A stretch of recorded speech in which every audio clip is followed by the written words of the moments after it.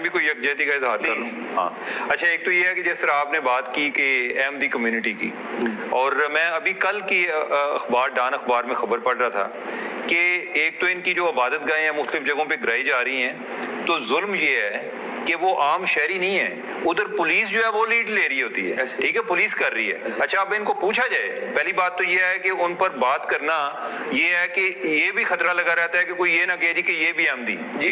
اچھا، دوسری چیز یہ ہے کہ ان کو پوچھیں کہ یار آپ یہ کیوں کرتے ہیں؟ آپ پوری دنیا کے مامے بنے ہوتے ہیں جی کہ وہ فلاں جگہ پہ مائنارٹیز کے ساتھ یہ ہو رہا ہے. اگلے دن کو بندہ کوئی بڑا ہمارا کوئی سینئر دوست وہ کہہ رہا تھا جی کہ انڈیا اب نہیں ٹھیک ہو سکتا، ادھر جو ہو رہا ہے نا.